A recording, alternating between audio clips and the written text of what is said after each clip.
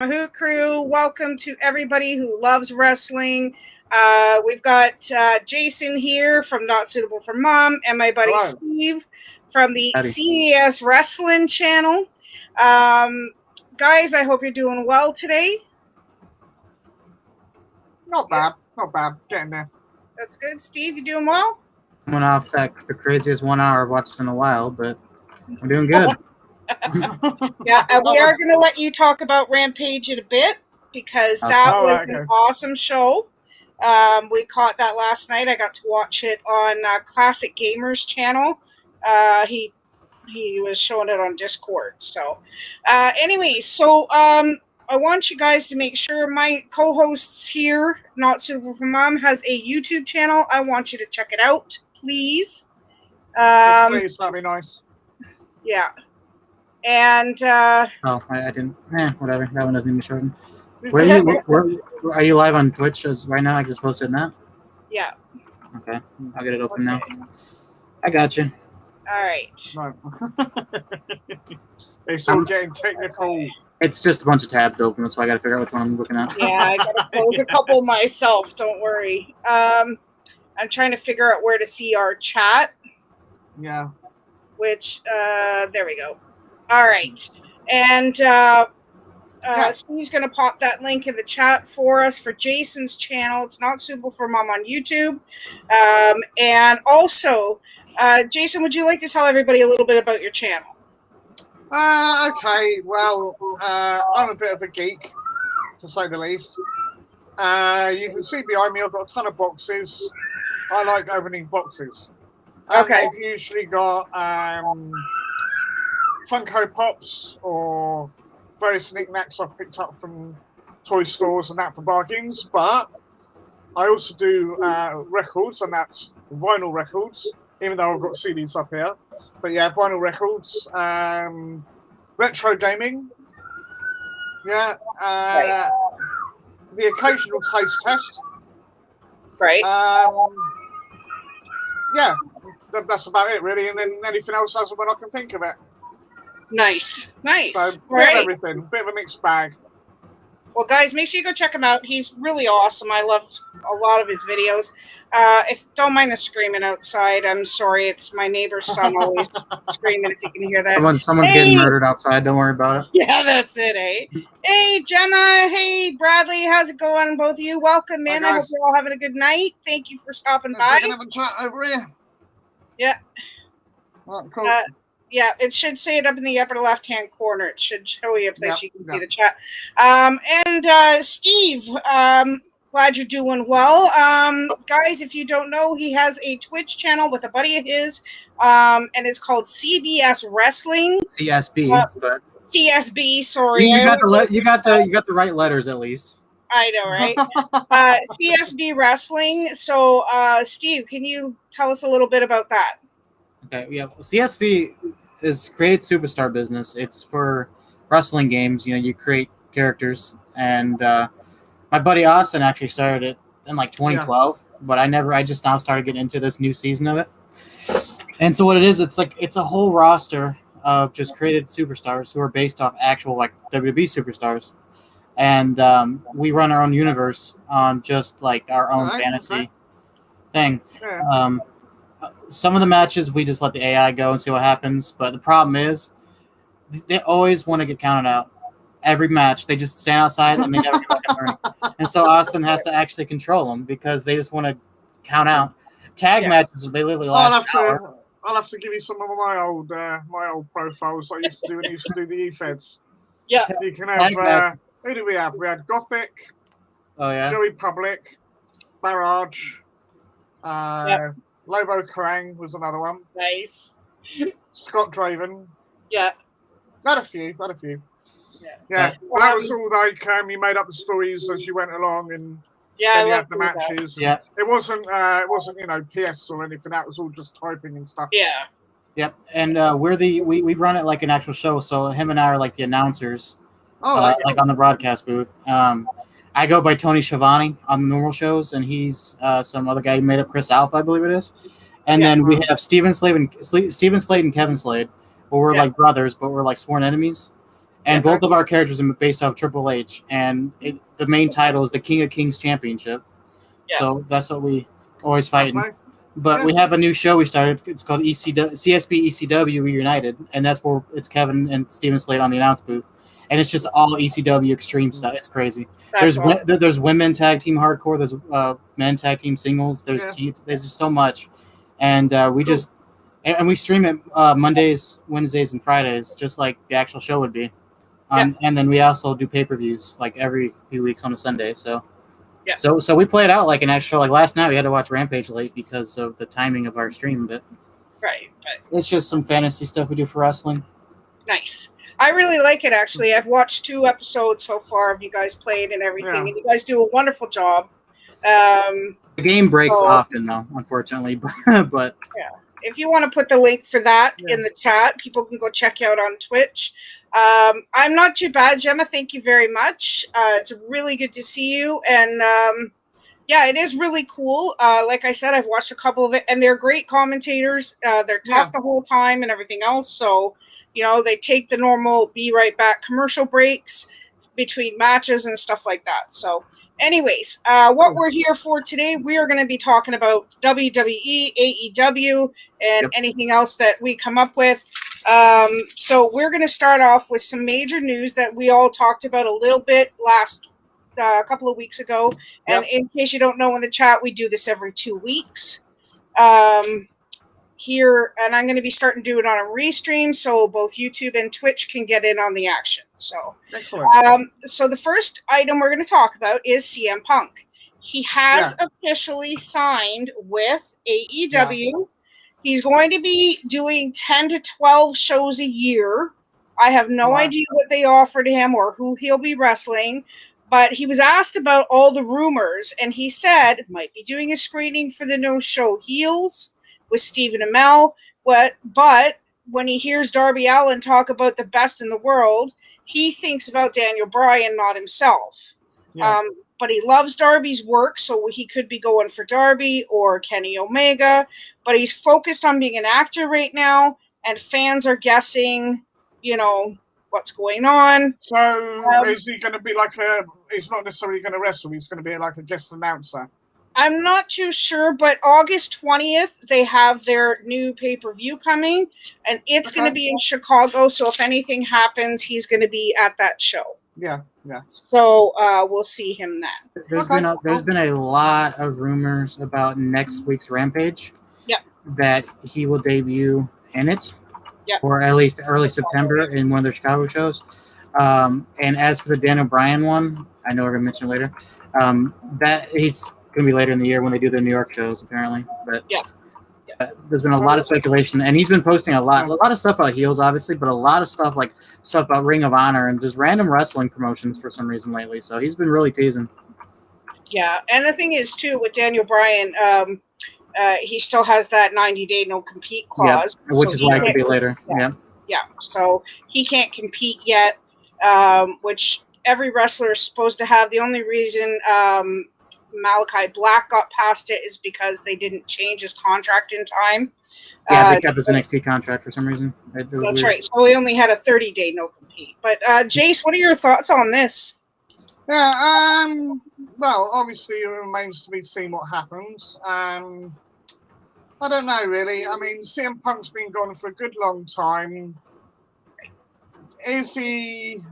it depends what he's going to be doing, really. I can't sort of make a judgment call on it until I know more about what, his contract involves and if he's going to be wrestling properly, if he's just going to be commentating and just going to be there for the pay-per-views or whatever. You know how I feel about a lot of the part-time wrestlers. Yeah. Oh, yeah, absolutely. There are a couple of exceptions, Edge being one of them. Yeah. But it's... Yeah, I think I'm just going to have to wait and see, to be honest. I don't really have a clear opinion on it. Yeah. Be good to see him, but it depends on what they do, whether it's worth the effort or not. Apparently the only thing about him that's changed is his hair is longer, and that's it. So, welcome in, Burn. So good to see you. Restream. No, it's live, my dude. It's just a new what do you call it? Streaming forum. Yeah. So I like to try it because I want to get more on my YouTube. I do videos and stuff like that, but I also go live every Wednesday, and I want to start doing this on both of them. So anyways, the next thing we're going to get to is the Baron Corbin story. Now, this kind of really intrigued me because they went from, this whole Baron King Corbin thing, and then they led into this whole Shinsuke Nakamura thing with Shinsuke stealing his crown and everything, and it seemed kind of pointless. But when they had the official match of, do you win back the crown or not, when he officially, pardon me, in a match lost the crown, they turned him into this character of his wife left him, took the kids, he lost his house, they repoed his cars, they did so he's broke, right? What are your thoughts on this? He went from King Corbin to this, and then if you watched SmackDown last night, he stole the Money in the Bank case from Big E. Yeah. And ran off with it, and apparently has been suspended, which we all know is part of the storyline. Yeah. So he's been on both channels, right? Yeah. So, Bully Ray actually suggested that Kayla be a love interest. That every time that he gets sad, you see she helps him out and everything else. He could rope her in, and then once she starts helping him out and he takes advantage, and then the old heel will come back. So, this could be something that they're really looking into. Just a quick, before I get a comment, we'll start with Steve, but wait a minute. Oh, wait a minute. How are you? Welcome in. Thank you so much for coming in. Jimmy Barnes, good to see you, my friend. How are you? We are going to mention next Saturday, Jimmy, at the end of the live, and we've got your channel for that. Jason Clow is sat in shepherd's pie, apparently, and he eats water biscuits well on the Kazi. Okay. Well, welcome in, guys. Yes. He has not farted once. He never farts on my stream, so he respects me.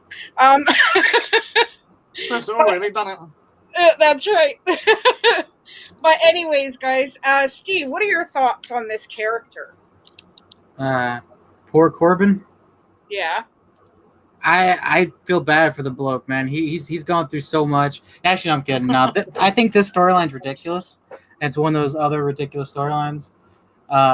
Although I will say one entertaining thing I saw was he was facing Drew McIntyre, and then he was begging Drew before he got his head kicked off by the Claymore. Yeah. Drew's like, I actually feel bad for you. How much money is it you're gonna need for the next couple days or whatever? Yeah. And then what he says, $100,000. Yeah, something like that. Yeah. I thought that was funny. Other than that, though, this storyline's ridiculous. Although they have been showing videos of him like backstage after the shows, walking around all disheveled and shit. Like, it's kind of funny. It's a funny character. He's got like an Adam Sandler character going on right now. But like, I love it. But I mean, Was it lunch? Right. I'm not going to really judge it yet until there's an end to it, because he could be joking, like this could be just a whole troll, and he could actually be doing something crazy in the background with the storyline. So I'm waiting to see what's going to be. I think it's just another silly one. That's obviously not as silly as Reginald with the 24/7 championship flipping around 80 times a match, but impressive, by the way, though. Those flips He's are got impressive. moves, I'll tell you. I'll give him that, but I guess I'll just wait to see. I think it's silly, but there is definitely an end game, and I'm waiting for it. Yeah. I think he could give Kofi Kingston a run for his money the way he flips out of the ring sometimes. We got to put Reginald in the Royal Rumble, and let's have him and Kofi do some stuff, because that'd be nuts. Absolutely. Yeah, the way he flipped out of that ring, I thought he was going to fall, but nope, he caught himself. Amazing. Amazing. Who'll take over Big E's spot? The New Day member number 3. There you go. Yeah, exactly, right? Apparently I have you trained, says Stop, wait a minute. And apparently you don't respect Jimmy's no pooing rule on live. So but anyways, I think I know who Stop, wait a minute is. I think I realised who that is now. Yeah, probably. Yes, I know who that is. Yeah. So Ask him how his butler is. Yeah, how's your butler? All right. So, Jace, what are your thoughts on this new Corbin character? Well, it's different for Baron, isn't it? It's not just doing the same sort of formulatic stuff that he's known for. I still don't think he's a great wrestler. He's all right, but he's not great by any stretch. It sort of works for him. It's a bit weird because, I mean, he's complaining that he hasn't got any money, and then he's asking people for, like, really ridiculous amounts. Yeah. It's like, that's how much you need to live. You'll be happy with, with a $5. Yeah. Never mind £1,000 from each member of the blooming audience. Absolutely. So, I don't know where they're going to go with it. Obviously, he's not doing the begging bit anymore. Yeah. But, yeah, stealing the briefcase. I hope they don't screw Biggie out of it completely. Yeah. I don't want another sort of like ode to Smith's performance like we had last year. True. Yeah. And Big E's, I can see going on to bigger and better things anyway. So, I think let him have the case. All right, he may not successfully cash it in. No. But he might have a good outcome as a result of it, elevate his profile. Yeah. But yeah, I see where they go with Baron. It's semi-entertaining. Yeah, I think it is a little bit. Yeah, it does make me chuckle a little bit. Yeah. Well, I mean, to go from this high and mighty King of the Ring, which they've announced there's going to be another one, so that's official. But I think I like this in the sense of the way Bully Ray has said, they could take it this way, have this, and he could take advantage of Kayla Braxton because she's such a big sweetheart. And I mean, the thing is, the reason he stole the case was so that he could hold it for ransom. And now they're, playing this, he's been suspended and everything else, and he's begging for money. So, I mean, I kind of like seeing him like this, humbled and everything else and whatever. So it does give him, sort of takes him outside his standard comfort zone. Yeah. So it's going to be interesting to see how he does with it. Yeah, exactly. And stops, wait a minute, I say his computer. So, anyways.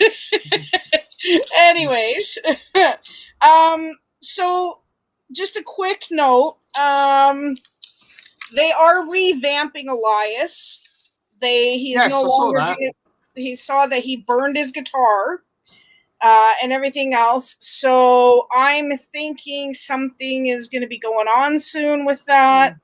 Not too sure, but hopefully, they do something with it because I would hate to lose Elias. He is a really good wrestler. He's a great actor, everything else. So, and I think it was due to Boog being on whatever. Oh, I was just going to say that, yeah. They don't want to have two musical artists, competing. So, hey, Stitch, welcome in. Hope you're having a good day, sweetheart. Thank you so much for stopping by. I hope you enjoy the live. Okay, so this is the big story that I want to talk about because this is huge because we all love NXT. And I'm sure you've heard all the crap going on right now about wrestlers released and everything else. So these are the wrestlers that have been released from NXT is Bronson Reed, Bobby Fish, Mercedes Martinez, Jake Atlas, Kona Reeves, Leon Ruff, Tyler Rust, Ari Sterling, Stephen Smith, Zachariah Smith, Asher Hale, and Giant Zinnier. Now, all these guys have been released. Triple H and Shawn Michaels were not consulted for all of this. And the problem is, it was Vince McMahon, Bruce Pritchard, and John Laurinaitis who made these decisions without talking to Triple H, who is head of creative control. Yeah. So what is next for NXT? They got a memo saying no more midgets, no more wrestlers starting in their 30s. There has to be box office office hit main characters, and NXT is to be like a training center for the new wrestlers to train them in the way of the WWE. And there will be more releases to come. To me, NXT was getting better than Raw and SmackDown, so I think that's why they ended up doing what they did. But poor booking is the main reason for failure for these guys on the main roster, not because they can't wrestle. Yeah. Does Vince blame Triple H for the failures, or what could happen if NXT is canceled? What's the long-term goal? These are the things that we're dealing with right now. But Vince wants more wrestlers like the Hulk and the Rock. One quick thing, Jason, then we'll go to you. Destroyer, welcome in. Thank you so much, honey, for coming in. I truly appreciate coming in. And I hope you're having a wonderful evening, and I hope you enjoy. So, Jace, what do you think about all this going on? WWE, and it seems to be part of the course lately. Yeah. I mean, Bronson Reed, why get rid of him? Yeah. You did say Bronson Reed, didn't you? The big Australian dude. Yeah. Yeah, why get rid of him? He was on a major role. He was, but apparently he was too fat. That was the reason going on. Yep, he wasn't in shape. That was it. Well, it looks all right to me, but there you are. Well, look, you got Bam Bam Bigelow, who was in it. You got, you had, what's his name? Men on a Mission. Both of those were big guys. Yeah. You had Mark Henry. Big Boss Man wasn't exactly a small bloke, was he? Look at Vader. No. Yeah, Vader. Right? Are they going to get rid of Keith Lee next because he's too big? Andre wasn't healthy at all, so I mean. Exactly. He drank about 50 beers a day, so I mean. No, it's. I'll tell you what, right? Because Jimmy said something about NXT becoming basically a development territory again. Yep. Which, okay, yes, you did see them go to Raw and SmackDown, but some of them chose not to because they were happy with where they were and doing what they were doing. Exactly. Right? They didn't want to get lost in the shuffle of the bigger shows, which I don't think they are anymore anyway. Yeah. It's ridiculous. I just, it's the whole situation with WWE has got out of hand, and they're just losing people hand over fist at the moment. It's it's a bloody joke. It really is. It is. There's not going to be anybody there that anybody's going to want to watch. Yeah, exactly. And I mean, even the younger crew, you have to keep some of the older crew to make sure that the younger crew can step up, right? Yeah, exactly. Right. You need the ring generals, as it were, the people that know what they're doing. Yeah. Right. That have been there, whichever brand they've been on, know the ins and outs of WWE, can advise them, can help them. Yeah. And elevate those to secure the future of the business. So if you get rid of all the old boys, where does that leave you? Exactly. Exactly. Yeah. So. I think they've been very short-sighted, in my opinion. They are, and this is the thing. Right. The long-term goal is they're going to end up losing. And I mean, Vince doesn't see AEW as a threat, but if he's going to keep knocking these people off, like what Braun Strowman, and et cetera, this is going to happen. He's going to lose all his big names, and he's going to start bringing back these old guys. And no offense to Goldberg, I mean, I guess he might have one more or two more spears left in him. Every time he comes back. Right. But it seems... It seems though, you're saying though, that we're not winning over 30. Yeah.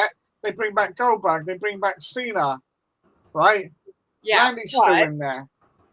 Right? So what's going on? You can't have it, you can't say, oh, we're doing one thing with one lot of people, then do something completely other with somebody else. Exactly. Because that doesn't give you an even playing field. Exactly. Right? Yep. The whole point to me, of getting rid of people is if they're not pulling their weight. Exactly. Right? Get other people to step up. Fair enough. If you've got absolutely nothing for a character, you've run out of ideas, and nobody can think of anything for him to do, right, including the wrestler himself, then yeah, cut your losses, okay. Yeah. But if that wrestler's got ideas which can work, don't let him right? go. And from what I understand, Bray has got plenty of, obviously huge. Bray's been let go, right? Bray had plenty of ideas in the pipeline, but no one was bloody listening to him. Yeah. You know. Yeah. And It's becoming a farce. It really is. Yeah. Every week you hear of someone else that's, if not top tier, has certainly got potential to be so, being let go. Yeah. Exactly. Well, I just don't get it. No, me either. I'll talk about your comment in a sec. Destroyer Leroy, welcome in. He said he agrees. Yeah, Leroy Struballs. He says I agree with the Night Owl over Jason any day. So we know we love Leroy here and his beautiful wife Abigail. Shut up, Frammers. Yeah. So what's your opinion on this, Steve? Yeah. Well, they just don't learn, right? Because they had this whole deal with Paul White. And then they made a storyline out of it. Embarrassing about it, right? And then because people just remember the storyline of them making fun of him for being a big guy, and he was crying because they literally were doing that to him, and then they ended up making a storyline out of it. That's when he started hating the character, the Big Show. The whole no more BS thing. That sounds just a work, but they just don't learn from that shit, and then they do these like anti-bullying campaigns, like the hypocrites. Come on now. And now there's rumors of Triple H is actually going to, the rumors of him leaving NXT. Like, what's going to happen to that show if that's what happens, right? Mm-hmm. Yeah. Because they lost Samoa Joe until Triple H brought him back. Pissed off Vince. Yep. But, I mean, when there's ascension at the top, it's not going to work. Sorry to interrupt me, mate. I would not, if he can get the money together, they'd have to do getting another investor. But I'd love for basically Triple H and Shawn Michaels to turn around and say, Vince, eat this. Yeah. And go off and take basically everything they've learned with NXT. Yeah. And from their own damn company. Yep. And you know damn well that a lot of the people that are in NXT now will go over there in, like that. Yep. Yep. But because Vince can't let go. Anyway, sorry, Steve. What's to say that Triple H and Shawn Michaels, if they did leave and do that, what if they left and ended up buying out Ring of Honor or something, or Impact? Could you imagine what they could do with those shows? Yeah. With their own freedom, their own control. Oh yeah. Well, yeah. Totally. That's it. Yeah. That's it. They just don't.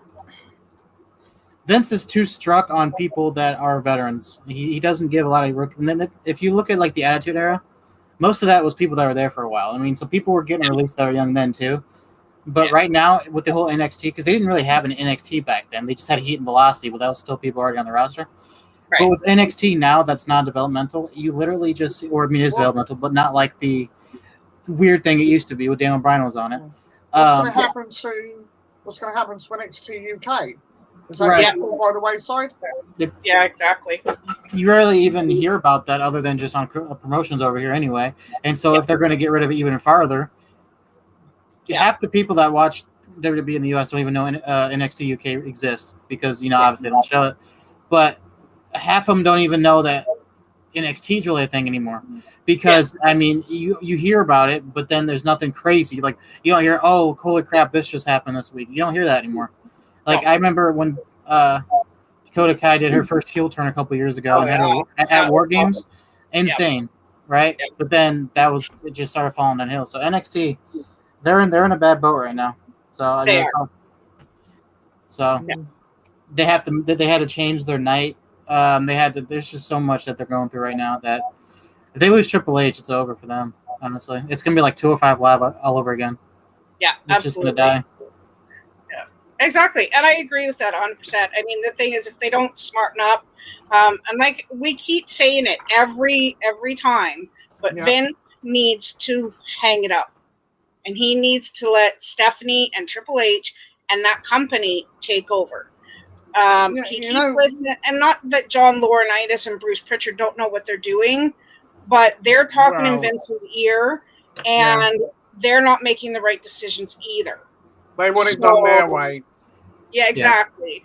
And they have to remember it's not for them anymore. This is for the younger generation, for our generation to pass down all these things to them. Do you know, I'm not a conspiracy theorist, right? No. But you can't help but sort of think and wonder, well, is all this happening deliberately? Right? Is someone trying to sabotage the company so they can, alienate Triple H and Shawn, right? Yeah. And steal the company out from under Vince at a bargain basement price so they can take it to the next level and do it how they want. You never know. They're deliberately sabotaging things. Well, worse things have happened. I mean, Well, we're going to go to a comment real quick. Destroyer was asking how each of us thinks of The Miz, because he does his head in. I think The Miz is annoying, but I mean, that's his character, right? It's supposed to be, yeah. And right now, he is honestly injured. You can see that he has a knee brace on his left knee. So that is why he's in the wheelchair. He's not allowed to put too much pressure on it and everything else. Although, he did run out of the ring the other day. Yeah. But that's... now he's probably much better, but that's why he's been in the wheelchair. He wasn't allowed to walk on it or anything like that. So they put him in as a bit of a shtick with Johnny Drip Drip, and so that's I don't know. I find him annoying. We all find him annoying, but I mean, he's the coolest idiot. Yeah, as far as I'm concerned. I think he's enjoyable, annoying. Yeah. Right, you can't, yes, he gets on your nerves, but that is who he is. Yeah. When you think about what he used to be like when he first started, then he was definitely annoying. He was definitely annoying. This is planned annoying, rather than just being crap. Yeah. Right? Yeah. Do you agree with that, Steve? Yeah, no, I do. Yeah. The thing is, the whole Johnny Drip Drip thing, though, right? I know we've sort of off on a tangent a little bit, right? It's dumb. It's dumb as anything, right? One, John Morrison deserves better, and you know what a drip means or certainly used to mean. No. It means you're a bit wet behind the ears. You're a bit pathetic. Yeah. Right. You complete drip. You drippy git. Yeah. That's where Droopy the dog came from, right? So. Yeah. So what are you gonna do? Anyway, I mean, but that's our opinion. So hopefully, that's hopefully that helps. But anyways, okay. So our next story that we're gonna get to is Adam Cole. Speaking of NXT, so great segue. Bye. His contract has expired with the WWE. Vince has offered him $1 million deal. No word on whether or not he's taken it yet. He's ordered his writing crew to make a great storyline for Adam Cole to come up to the main roster. Yeah. Could they drop the ball when it comes to Adam Cole because they're wanting bigger wrestlers and everything else? And also, if he does decide to leave WWE and go to AEW, he will then be with his wife, Britt Baker. So would that make sense for him just to go because his wife is there? Or would it make sense for him to take this deal from Vince as long as they create a good storyline and let him run with it? My biggest issue was when they bring people up from the main roster, to the main roster from NXT and stuff like that, they change their music, they change their character. They shouldn't be doing that. Whoever they are in NXT is what made them popular. They should bring them up to the main roster the same way. Yeah. Steve, what do you think's going to happen with this? Well, if it gets brought up, his name's just going to be called either Adam or Cole. He's going to lose half his name. Yeah. He's going to lose his theme. He's going to win his first match and then probably be enhancement talent from then on. So, I mean, but it's $1 million contract. So, I mean, it's either, you want to be set or you want to do your dream and have fun with it. And if he's with Britt Baker, he's gonna have fun with it, but it's not gonna be as much. If he's, that's what it becomes, right? Yeah. It'll be like Adam Cole will be going for a title shot, and like, dang, you pushed him good. It'll be like Asuka. He might win a title or two, and then suddenly you're losing to people like Doudrop in 2 seconds. Like that's what happens. So, problem is now though with NXT being the way it is, it's like it's hard to choose, right? Because you don't know what to do at that point. So I don't know. It'd be interesting to see which path he chooses. He could go either way, and I'd be happy with it though. Yeah, I mean, you look at Finn Balor too. I mean, they did nothing with him, so he went back. And like, I mean, what's the point of going back if they're just going to use it as a training thing, right? So, Jace, what do you think is going to happen with Adam Cole? Well, he deserves to do well. Yeah. He's a damn good talent. I do wonder. I mean, he has been in NXT quite a long time, but then so has people like Johnny Gargano, and they've never been called up. Right. Now, whether that's their choice or higher up's choice, I don't know. Right. Right. But is it going to be the case of the cast of NXT all over again? Right. No. Because I can see it easily happening to the poor bloke. He deserves better, but then so does people like Keith Lee, right? So did Samoa Joe, right?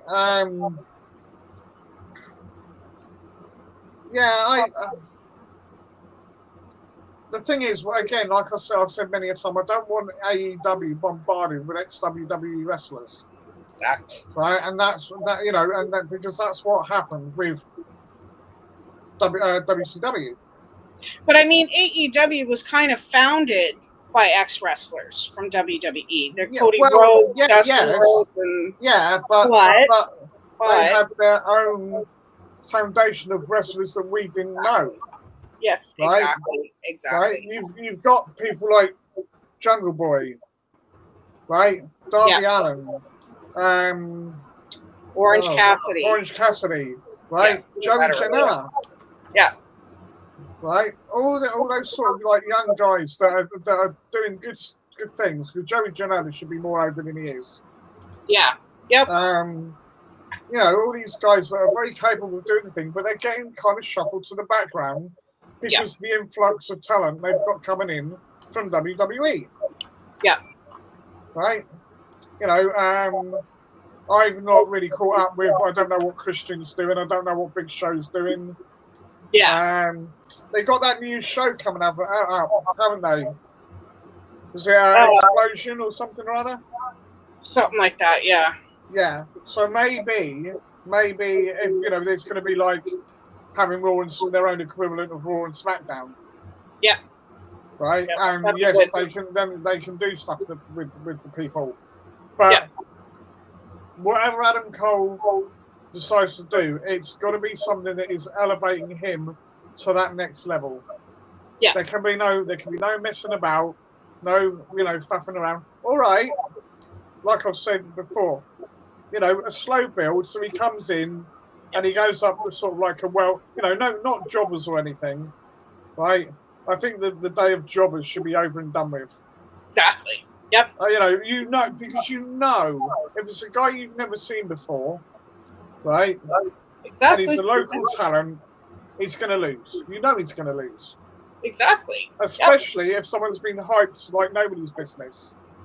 Yeah, right? And that's the problem with having so many people coming in like that. Yeah. Right? So, so they have to say to them, right, how much do we value this guy? What can he bring to the table? What do we know that he can do? Not what we want, what he is actually capable of doing. Right. And work with that. You can't. You don't expect a carpenter, right? And then go and put him in a bakery when he's never baked a cake in his life. Right. Right. I know that's a weird thing to say, but I hear what somebody knows and ask him to do something. Now, fair enough. if you teach them the skills and you build it up and build it back, yeah, they might be very good at it. Yeah. But don't thrust it upon them. Let them, if you want them to do something different, let them establish how they do it their way. Exactly. Yep. Right? Yeah. So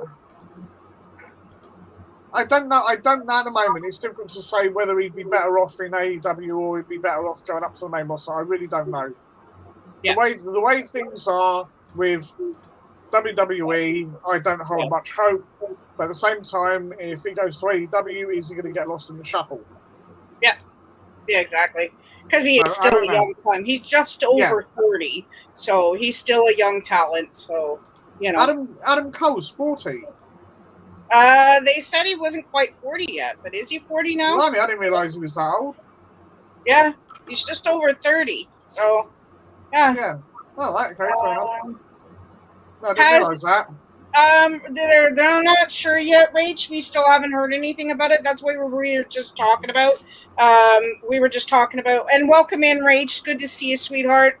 I'm doing well. Jay says he's not too bad. Steve says he's doing good. Sorry, that's just talking for you guys. And she says hi to everybody. So, hey. Hello. But no, we don't know if he's actually signed yet. That's what we were discussing. He's 32, Rach said. See? Yeah, he's only 32. Oh, well, it's not too bad then. I was going to say 40 odd. I didn't think he was that old. No, he's only 32, right? Yeah, so, he's still got a fair way to go. Yeah. But what we're saying is, what is he going to do? Because Vince has offered him $1 million contract, but his wife is with AEW, which is Britt Baker, and so we'll have to wait and see what it holds. And but we wish nothing but the best for him because he's an awesome wrestler. He's great in the ring, so in and out of the ring. I mean, he's great. Yeah. So, anyways, okay. So hopefully he'll have big things in his future. Anyways, one comment about that is I think the issue with people getting brought up to the main roster is that they get instantly in the title picture. I mean, look at Rhea Ripley, right? Yeah. First match, she gets into a title match, right? Yeah. And wins the title. And now she's about to get buried for a while. Yeah. And the same thing happened with Keith Lee when they brought him up. Like, you got to let them grow naturally like everyone else. Yeah. Don't give them a title so fast. Yeah, you can't. That's what I hate about when they get brought up. Like, Asuka, she won the title so fast. She held it for a bit, and then that was it. Yeah. And she was a champion. Was she the Raw champion when she was the tag champ as well? And I had no idea she was the Raw champ. I literally had no clue she was still a champion. Because it was just so irrelevant. They didn't use her at all. Yeah. So that's the issue with that. Is that they try to get a reaction out of them immediately, and it just kind of hurts. Yeah, exactly. We will get to that actually, Rach. I do have a story about that in a bit. But okay, the next thing we're going to talk about too, though, is Parker Boudreaux, which is an ex-football player turned wrestler, which is Brock Lesnar's son, as we know. He's supposed to have an NXT debut, but he joined earlier this year and he is training at the Performance Center. Okay. So it's official. He is a WWE star. So we'll move on. But right now, Max Caster, which is a AEW wrestler, is suspended over a rap he did in one of the live shows. He brought up Simone Biles and her mental health and other sensitive subjects deemed offensive. He was suspended without pay. He has to attend sensitivity training and complete the courses. He also lost indie days due to his comments. Do you think this punish should be lighter or should it be harsher? So, for me, I think it should have been harsher because there's no need for him to bug a fellow American like that. Mental health issues are a huge deal. And, I mean, it's worldwide. You don't do that. That is one thing that I really frown upon is, we all know what happened to Simone Biles at the Olympics and everything else. And I hope that she gets the help she needs and stuff like that. But they really need to stop bugging her about it.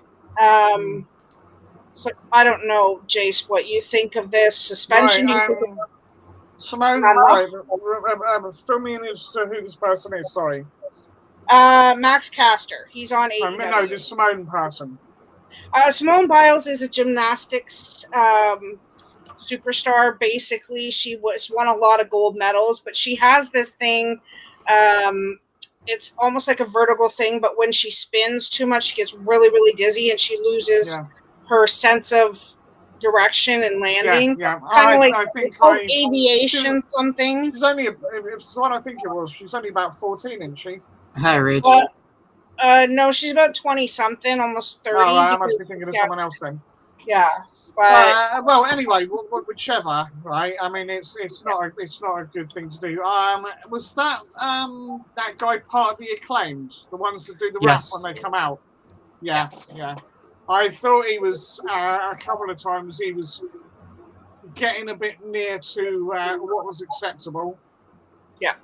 Right. He's just obviously trying to be controversial and get his character over and all the rest of it. You know, I'm assuming they're supposed to be the bad guys. Yeah, they're heroes. So, you know, I kind of get what he was trying to do, but he went about it the wrong way. Yeah. Right? He shouldn't have attacked somebody like that who, you know, through no fault of their own has got these issues. Right. It's one thing to take the mickey out of another wrestler. Yeah. You know, it's another to do something like that.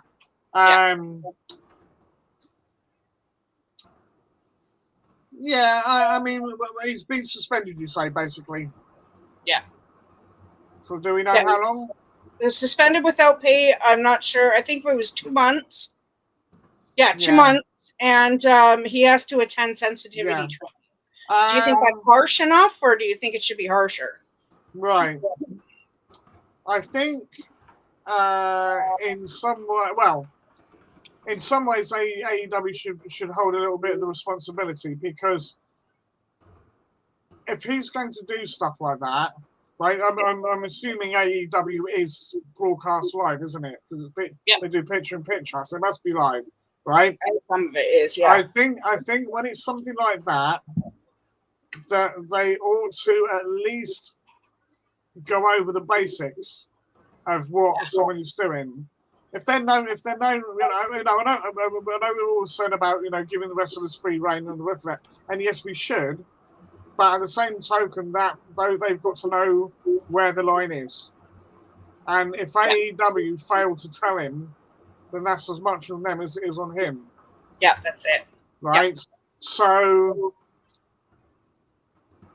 I think they ought to do this training, right? Do the training, you know, be suspended. Right, he goes and he does his training and all the rest of it, and see where he is then. Don't bring him back after 2 months. If they don't think he's ready for it. Yeah. Right, they've got to know that they can trust him to not take things too far. You know, I kind of like it in a way when a wrestler does sort of like, what should we say? You know, like CM Punk did. Yeah, well, messing with other wrestlers like Samoa Joe did a couple of times in TNA. He said, "What are you going to do? Fire me? I don't care," right? Because he genuinely didn't care at the time. You know, that is one thing. But as I say, you know, if it's just to get a match over, or get your character over, then you know, just think about what you're doing first. Exactly. Just you got to think before you speak, and I guess engage frame before foot. Yes. Yeah. Exactly. Rach said she heard about it and he deserves to be punished. He is not a great wrestler. And if that's the case, him trying to make up for that with his raps and stuff like that, he does need to be suspended. He does need to be reprimanded. And if it continues, fired. You know, what Sammy had to do when he made those comments about Sasha. Exactly. Right. So, Steve, what do you think? Right. See, I really was digging the Acclaim, like the whole deal with them, right? I like the whole. See, obviously, what he did, I don't agree with. Right? He should get suspended and punished. The issue with so AEW, they don't have most of the vocals and that's not scripted, so they let them kind of. I mean, look at Jericho when he was sitting down with MJF that one week. He told him he was going to have sex with his mother again. That's what he said to him, right? Yeah. So, you wouldn't script him to say that, right? Yeah. So, and there's been a lot of comments that Max Caster has said over the weeks, which one was about Biden tripping and falling, and that was one of them. Like, that's not so bad, but that's still stuff they shouldn't even mention, and they shouldn't even see politics and people's mental health shouldn't be something they even mention in that, right? Yeah. So that one he got away with, which makes sense, wasn't bad. This one is just ridiculous. Yeah. Mental health, like you said, it's a big deal, right? So you definitely shouldn't be, kind of joking about it. No. I was, when they were having their at Revolution, they were having the little like Sonic ring match where they had the ladder match. I was kind of wanting him to win, but I'm very glad he didn't at this point because that would have been super wasted. He's not a great wrestler, but I mean he's a good heel. People hate him, but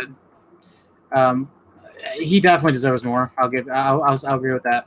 And another thing is, I appreciate all the gifts that Vicky and us are getting in this.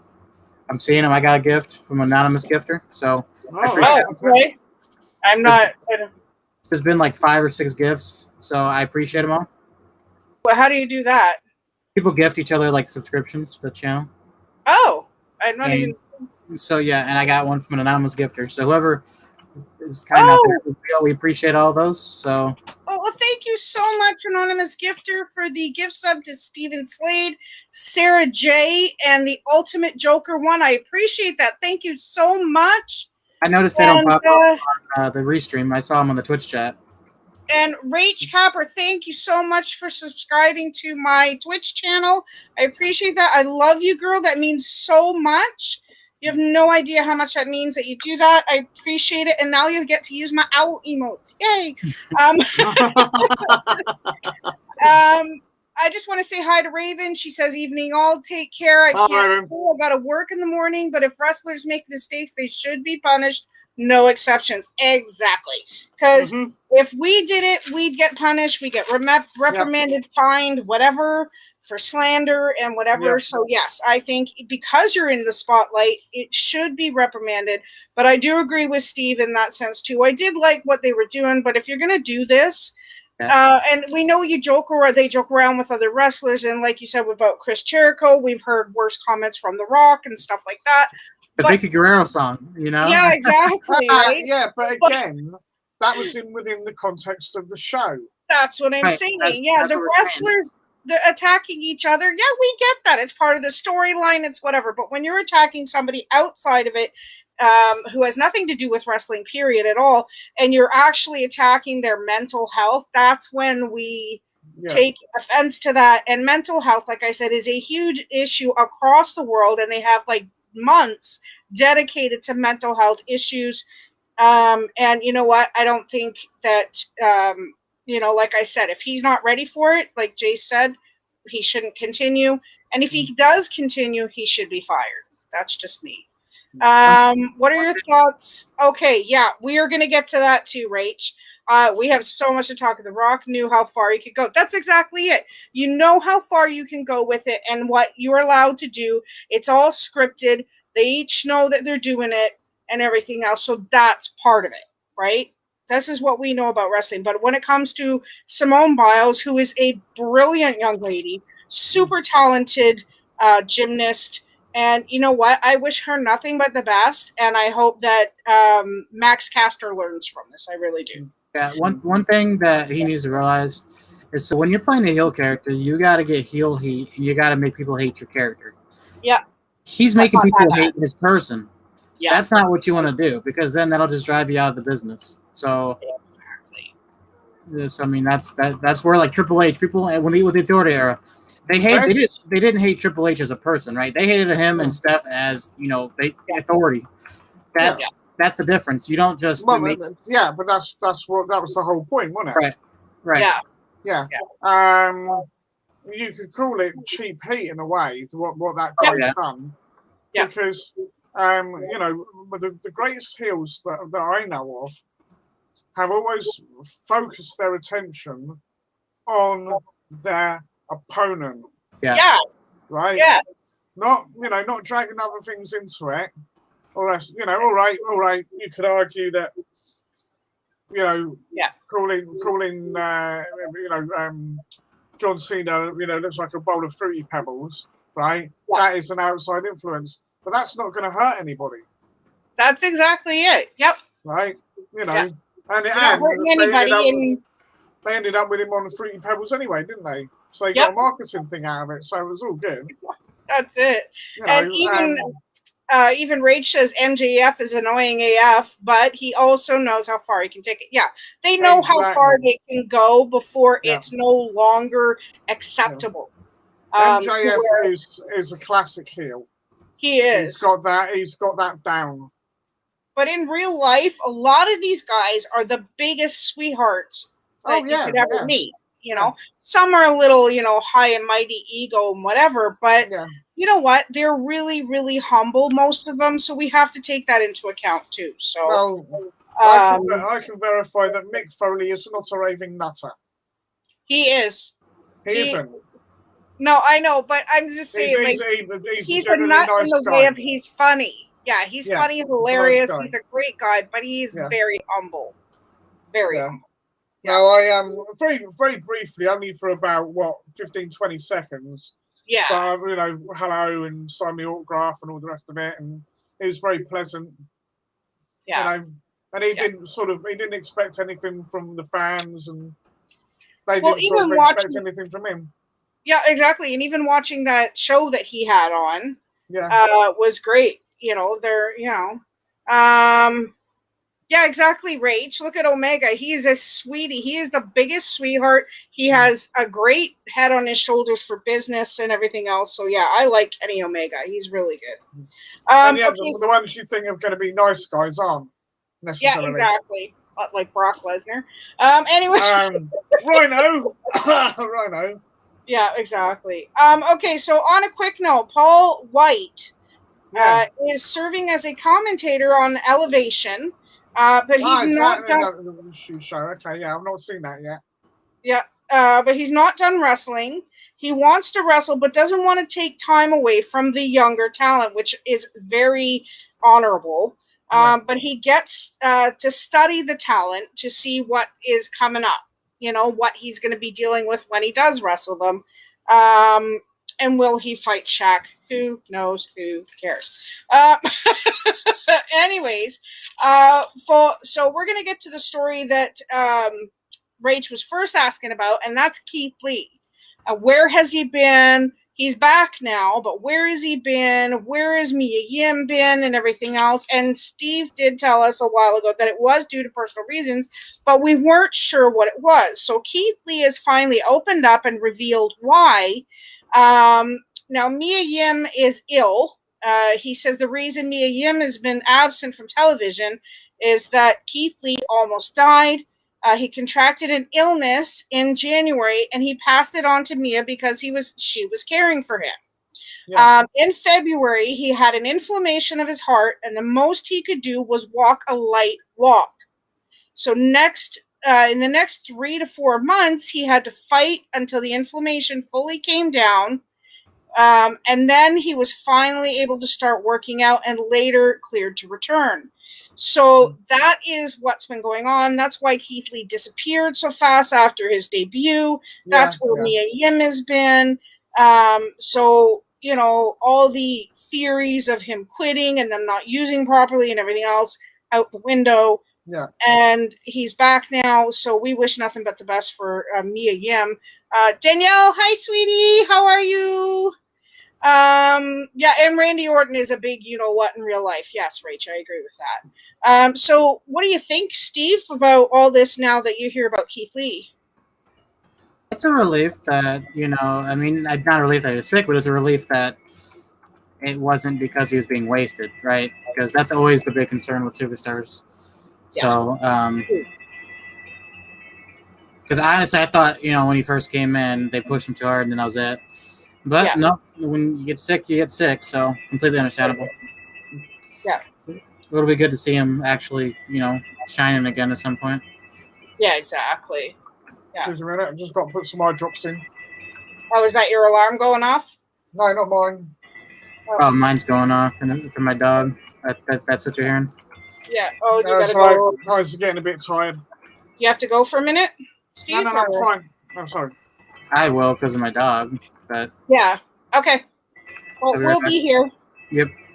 But thanks for that. Yeah, definitely. I agree with you. It's glad to see that wasn't the case, that he's doing okay now and he's back and everything. So that's what was wrong with him. Jace, what are you thinking about that?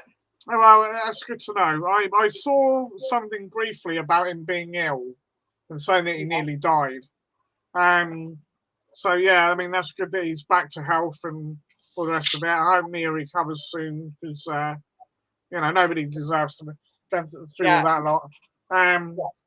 There seems to be so much, not just with all the stuff we've been going over for the last year and a half, but there seems to be other things sort of floating around and people getting sick and not knowing why and bullshit.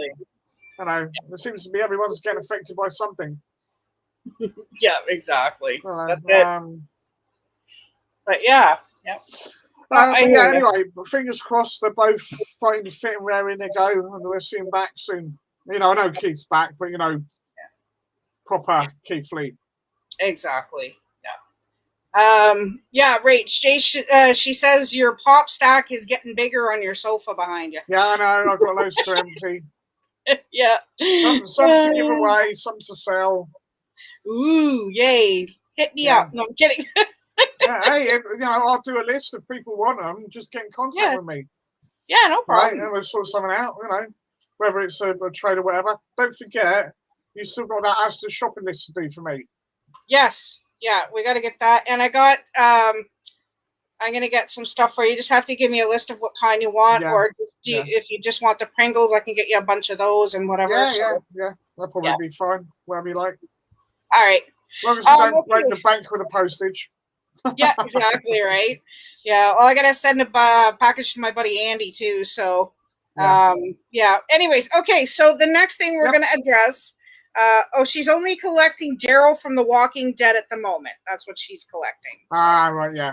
No, I don't have any of those, I'm afraid. I agree with you there. I want one of Daryl too because he's one of my favorite characters on Walking Dead. So, okay, so the next issue we're going to talk about, and hopefully Steve makes it back in time to respond to this. But this is the next issue that Rach was talking about.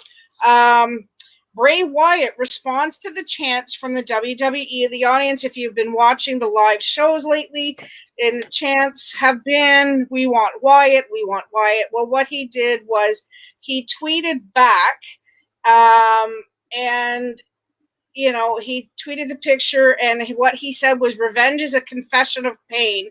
Business inquiries, j@jnmanagement.com." Now, I don't know if that's the guy that helps him with all his masks and his ideas and stuff and everything else, but they've been chanting this during Alexa's matches because the crowd or everybody seems to be blaming Alexa for all which is wrong. But it is not her fault at all, and it needs to stop. This is Vince McMahon's fault. This is WWE's fault, not the wrestler themselves. They didn't choose for him to leave. If anything, Alexa really was upset because she was enjoying working with him, and she loved working with him. They wanted, as far as I know, she was hoping the story would continue from where they left off. Yeah, and he's married to JoJo, who used to be a ring announcer, and they now have a child together. Yeah. She's been fired secretly as well, so that's why she's not there anymore. But anyways, it says here... and it also says the Fiend liked his comment, but WWE ran a promo about how awesome the Fiend is. Mick Foley and Steve Austin played live for the crowd. Clearly, this is old footage and needs to be updated. Wyatt teases return of new Fiend. He's able to when he's able to wrestle again, which I think he still has another 60 days before he's allowed to wrestle. And he tweeted a picture of a new mask. Yeah. And it says, "You can't kill it," which was his quote for it. What's next for him? Jason Baker said he will always work for Bray Wyatt, but there's constant mentions of Bray Wyatt off and off screen. On August 9th's Raw, fans need to stop blaming Alexa. No compete clause over in October. So, okay, what I want to know, and Jace, will go with you first on this one. What do you think is going to happen with Bray Wyatt? And do you think that them playing this footage for the fans got them hopeful, or is it old footage? Well, I've not seen the footage, so I can't comment from that respect. It sounds to me as though they still want Bray there. WWE still want Bray there. Oh, huge, yeah. But they couldn't come to a suitable arrangement. You know, he asked for his, because that's what I think's happened, is he asked for his release, didn't he? We said. Mm-hmm. He did, because he was frustrated with the fact that every pitch he made, they shot him down, and they were all great pitches. Yeah. So, you know, he's trying to do what is best for the character. I think WWE may have realised they've made a major mistake. Yeah. Right? If he's one of their top blokes, and certainly, all right, there's been a lot said about the you know, merchandise is only something like about 27% of their business now. Yeah. It's not like it used to be. Okay, fair enough, but that's still 27%. Yep. Right? And if he's one of your top earners, as far as that regards, then, you know, and he's over as much as he is with the fans, it seems bloody stupid to let him just walk. You know, exactly. I would have turned around if I'd been, you know, and said, right, okay, what can we do to make this work? What do you need from us?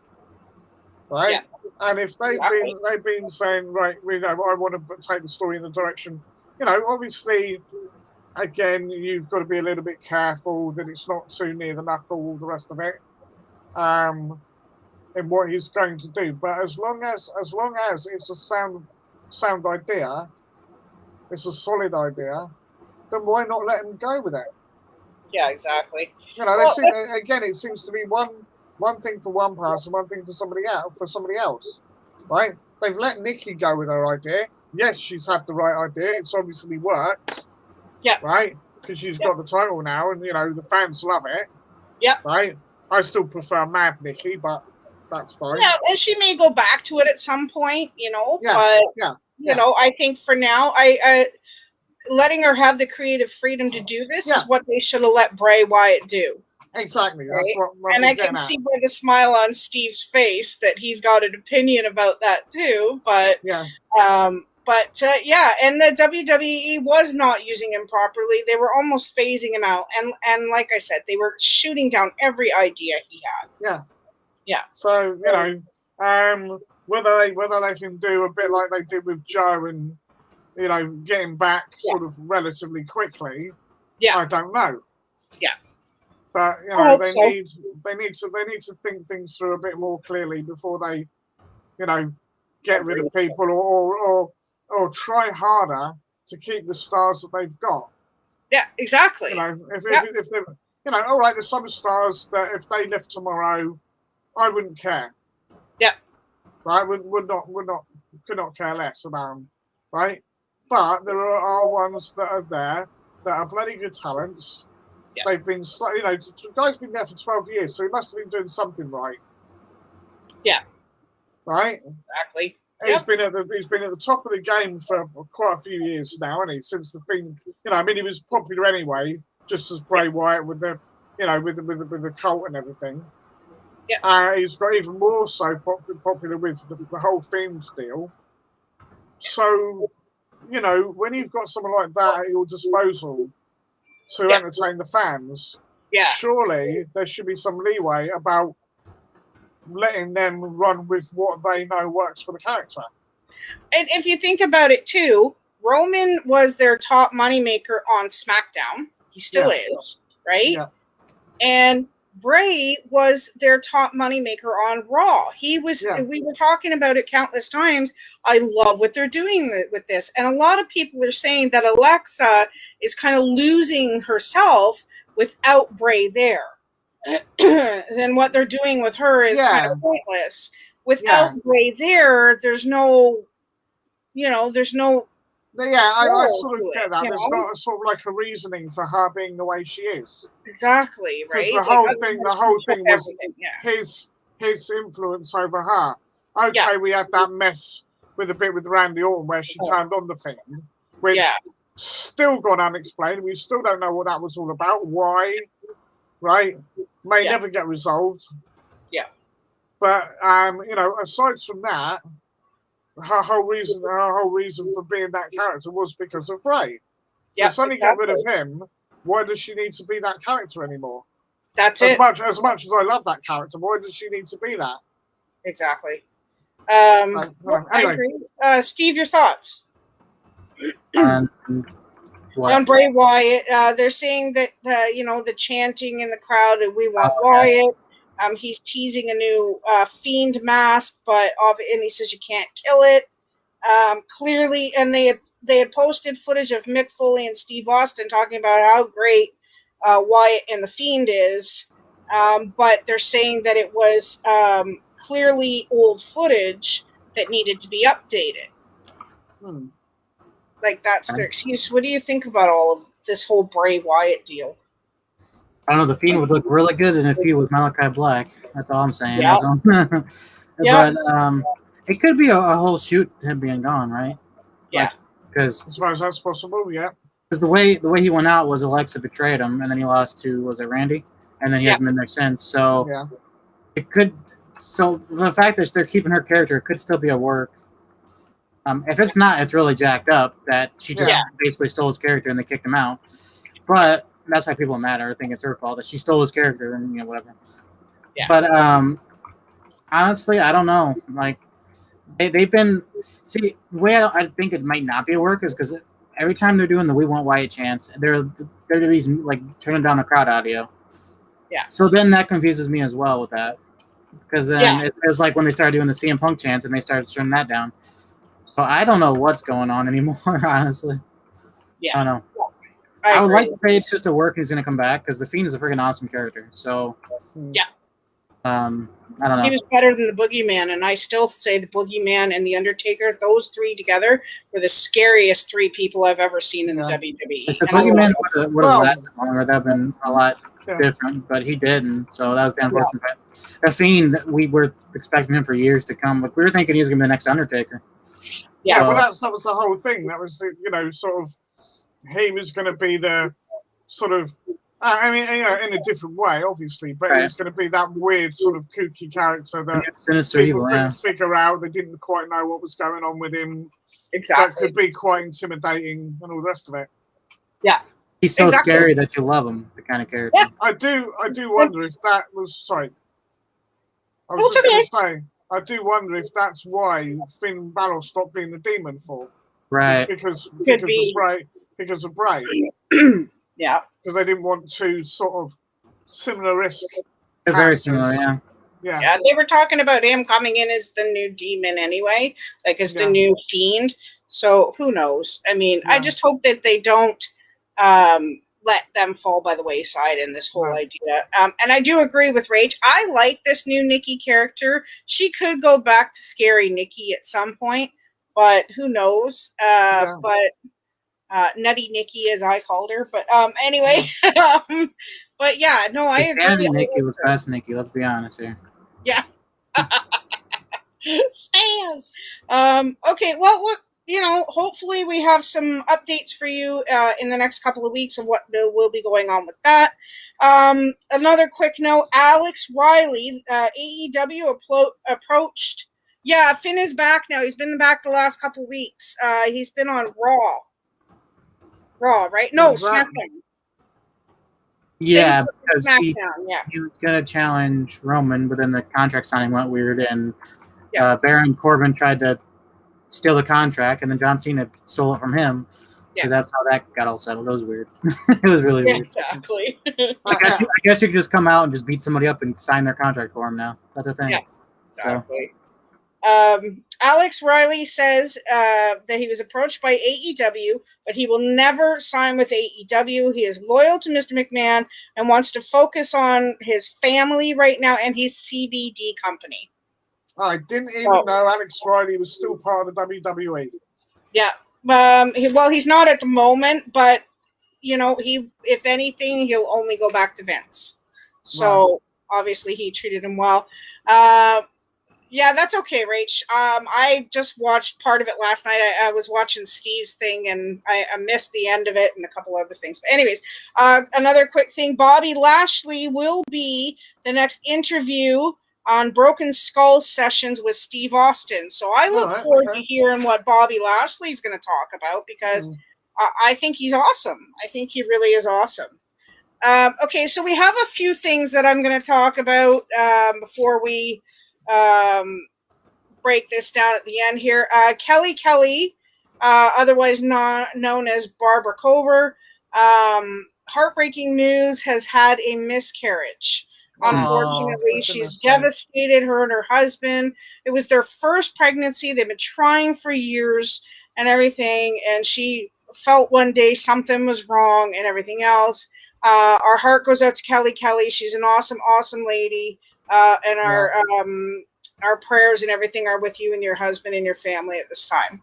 That's a shame, because I can imagine her being a brilliant mum. Yeah, she's an amazing. I know she was the eye candy and all the rest of it, but she had such a genuinely nice personality. She did, yeah. Right, she's just. I think she would have made a great mum. And I know perhaps it's too soon to say such things, but no, there's a possibility she could get pregnant again. It could, so, and I hope that if she does, that this one follows her, because I myself have lost a couple. Unfortunately, it does happen, and but I have 5 kids, so it could be in her future. Alrighty, so more sad news. We've lost a couple of legends in the last couple of weeks. Bobby Eaton, a WCW superstar, has passed away. Yep. Now I'm going to talk about them a bit, just so you guys who don't know who these guys are, or even if you just a little bit of history on them. Famous for being a member of the Midnight Express and one of the best workers in pro wrestling. He began his career working in the Territory era, famous for the epic feud with Rock and Roll Express in Mid-South Wrestling and JCP with Dennis Condriand, and later with Stan Lee. He wrestled until 2015. His sister posted this on Facebook. I never wanted to have to post this, but my little brother Bobby Eaton passed away last night, and when I find out all the details, I will post them. Bobby was the kindest, loving person. Was the most kindest, loving person you'll ever meet. I love him so much, and I'm going to miss him. Please send a prayer for his niece, Taryn. She's the one who found him, and she lost her mom just over a month ago. He passed away at the age of 62 and was hospitalized in July for suffering a fall from which he injured his hip and broke multiple fingers. His career spanned decades, winning 6 NWA Mid-America Tag Team titles and 3 additional WCW titles. He was included in Pro Wrestling Hall of Fame in 2019. Numerous wrestlers share their condolences, and this is what Ric Flair had to say. It's so sad to hear about my close friend and one of my all-time greats, the all-time greats, Bobby Eaton. Beautiful Bobby and the Midnight Express were one of the greatest tag teams in the history of the business. Rest in peace. And Samoa Joe said, Bobby Eaton is a man with a professional reputation you aspire to build, and a personal reputation you hope those you care about you have for those you care about. A master of our craft and one of the nicest men I've had the pleasure to meet. My condolences to his family and my gratitude for the memories.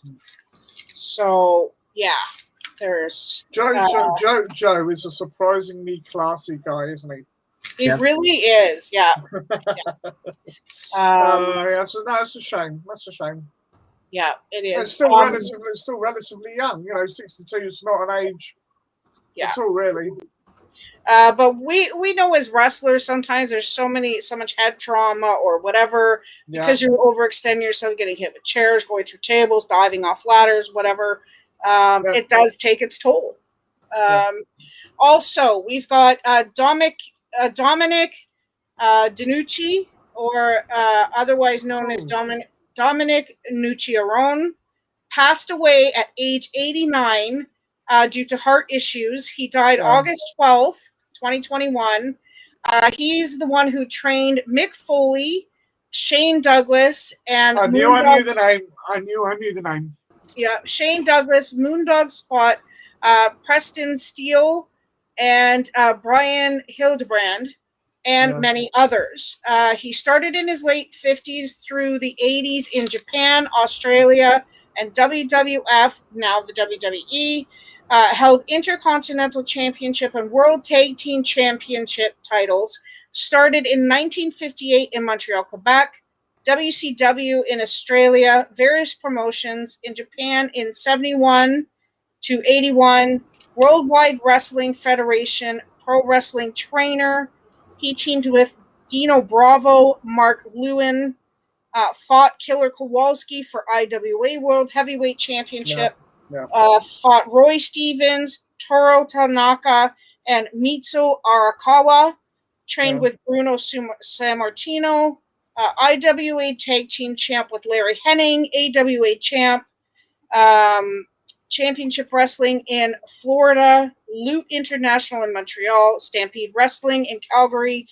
NWA All-Star Wrestling, NWA Detroit, NWF, and IWA, WCW in Australia, WWA in Indianapolis, Worldwide Wrestling Federation Pro Wrestling Hall of Fame inductee in 2012. Yeah. Well, as soon as you said Mick Foley, it automatically clicked. Yeah. Because I remember him mentioning Dominic on many occasions in his books. Yeah, exactly. Yeah. Was he the one that he went to? Mick, I can't remember the story. There's something about Mick visiting his house. Yeah. And he was like out in the backyard doing something or other, and he turned up and they didn't realise he was there or some nonsense. I can't remember exactly. Yeah. Mick Foley's going to be gutted then. Yeah, he's not taking it well. He did not. They didn't say anything about his statement or anything like that. No. So our hearts go out to those two families, in prayers definitely. for those two families in their loss. Oh yeah. Oh, it kicked you off, Rachel? That's okay. No problem. Welcome back. Brian Knobs, and this is the last bad news, I swear. Brian Knobs has been hospitalized, undergoing many tests to find out the issue. Brian said this last year. My health's catching up with me. I turned 57 this year, which means he's 58 now. Yeah. My body is all beaten up and broken down. Sags got hurt in 97, and I went on by myself. I wrestled in WCW Hardcore, going through tables, wrestling Fit Finley, Bam Bam Bigelow, every night, and we were hitting ourselves with old tables from buildings. It took a toll on my body that I wasn't aware of at the time. Now, after all these years, I'm beat up. I can honestly tell you, 35 years in the business takes its toll. Now I am a type 2 diabetic. My foot got infected that went up to my knee and required surgery for a new knee. I want to thank the people who have contributed to a GoFundMe page. So if you want to donate to Brian Knobs, The GoFundMe page is Legendary Pro Wrestler Needs Help. That's what it's called, and there's a picture of Brian Knobs on it for any donations that you want to do. For those of you that don't recognise the name, you may remember the name of the Nasty Boys. Yes, that's it. Yep. That was the thing. I think they did appear in TNA for a while, though. I don't know that they wrestled, but both of them were both there. No, I don't. I'm not sure. No. Yeah, I'm sure I remember in them because they made some Hulk Hogan. Yeah. So, or Brian is. I don't know about the other guy, but no, he brought them in. He brought them in for a while. Yeah, exactly. I don't think we were there very long because they pissed a couple of people off. Yeah. Yeah. So, anyways, so we pray for Brian Knobs, and hopefully he gets well soon, and they find out what the issue is. Hopefully it's nothing severe. So, hopefully, Okay. On to some. I mean, I'm not saying it's the best news, but these are things that we're going to be talking about. Knob and Sage with Jimmy Hart. Yes. Yeah. Okay, so Pete Dunne. Yep. We're going to address this. I love this guy. He's one of the best people to come from the UK, as per, besides Finn Balor and stuff like that. Yep. But his contract with the WWE is ending soon. What is next for Pete Dunne? Could he go to 205 Live or the main roster, or could he be let go? I don't know. Steve, we'll go with you first. Right.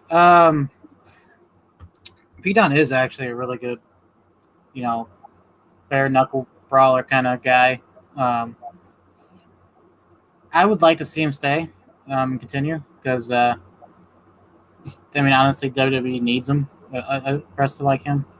So it'd be cool. Like I said, again, it's one of those issues where switching from like NXT UK or NXT to main roster is always a concern, and but he would definitely like to see more Pete Dunne. I remember when he first came in because they were doing that the inaugural, I think, UK title like tournament or whatever, a few years ago when they were doing that, and that dude just came in just stomping everyone. I thought it was awesome. He's definitely I don't know a lot of the UK names, but I know Pete Dunne very well. So it would be a shame to see him go if he doesn't decide. But definitely. But he's definitely a really good talent, though. I'll give him that. He's a really good talent. Yeah, when I saw him debut in NXT UK, I was blown away.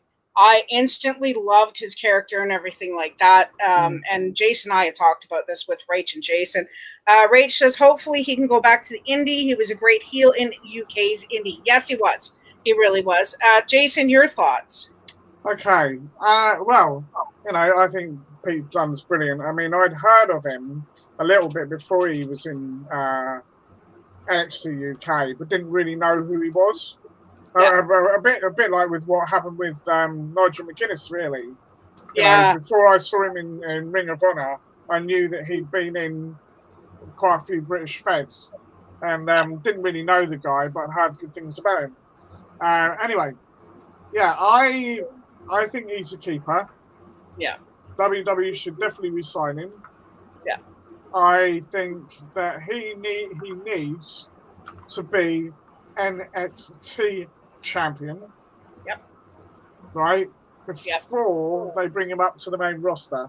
Yeah. Now, agreed. He was tangling with the likes of Adam Cole and Finn Balor and all the rest of it, and he was becoming one of the top guys in NXT. And along with Tyler and Trent. Yeah. So Tyler, Trent. Trying to think. Tyler and Trent. Oh, 7. Yeah, Tyler. Yeah, that's right. Tyler Bates, Trent 7. Yeah, exactly. Very good talents. Who deserve better? Those two definitely deserve better than they've been getting. I would like to see Pete re-sign. I know NXT may not be what it was, right? Because of all the stupid changes that have been made, but Pete was right at the top of NXT, or certainly be getting that way. Finn Balor's gone back to, was it Raw? Yep. Oh, no, SmackDown. SmackDown, sorry, SmackDown. That's right, SmackDown. And obviously, we don't know what's happening with Adam Cole. Yeah. But there's every chance that he's going up to the main roster. Oh. So it seems like one of, maybe not straight off the bat, but one of the main people that should be vying for that title. Exactly. Right? Yeah.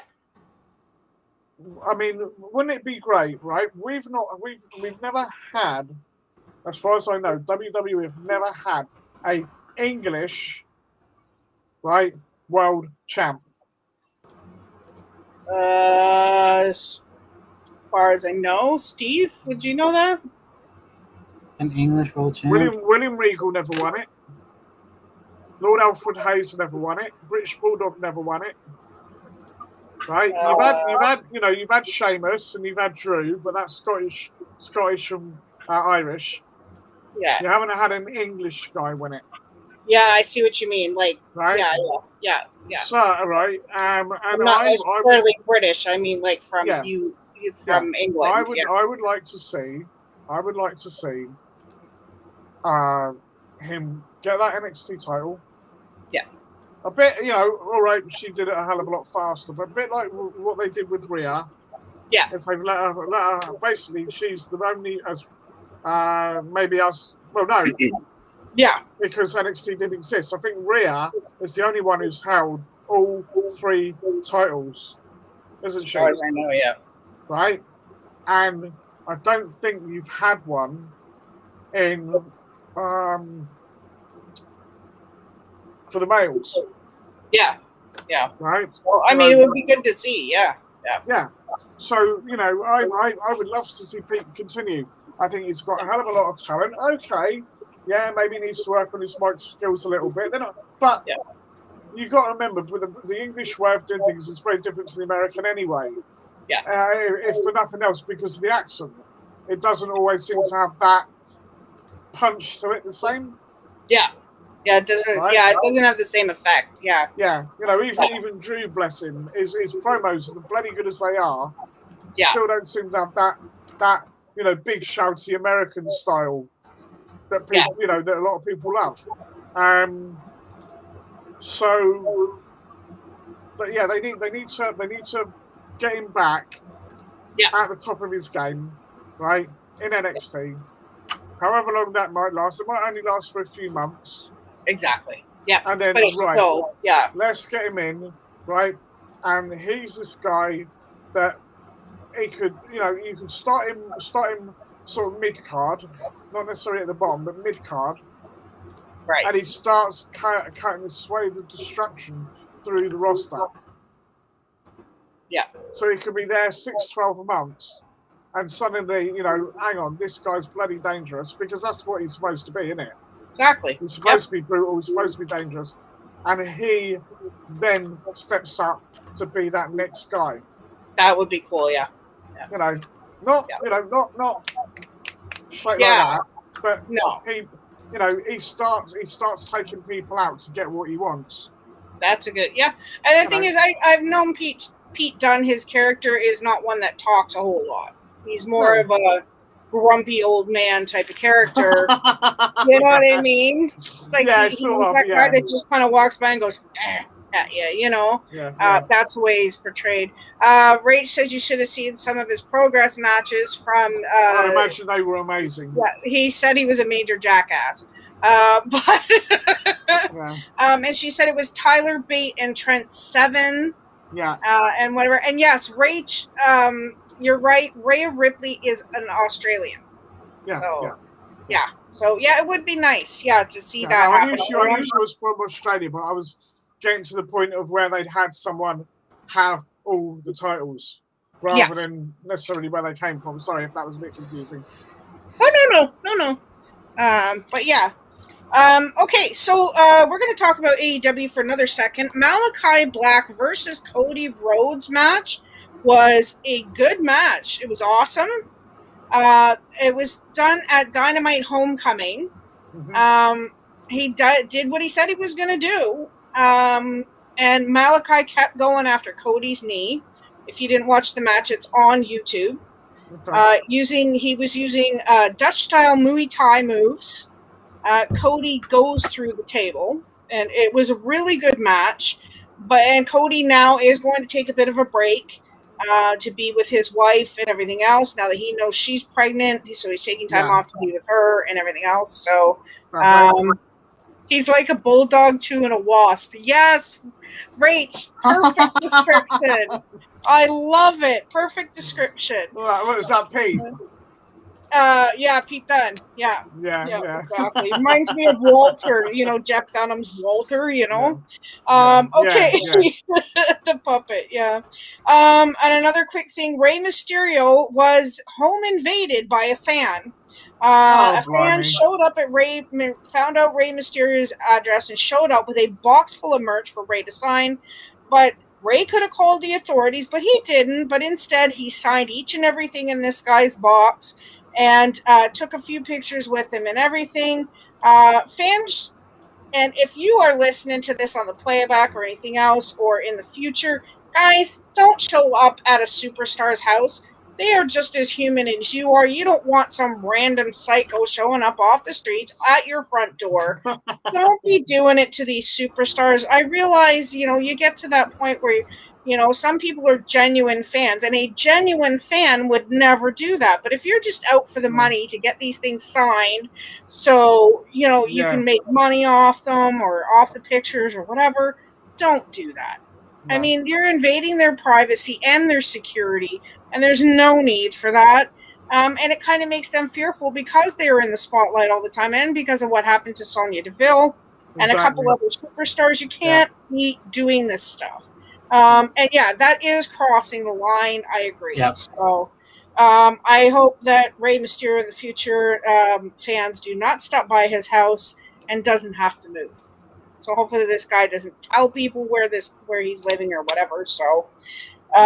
Okay, so I want to talk about something. This is going to be a big discussion. We've only got a few more things to discuss. Okay. But I want to talk about Big E. Right. Now, we know that at Money in the Bank, Big E... oh, yes, that's right, Rach. Yeah, Norman Reedus got bitten by a fan at a Comic-Con.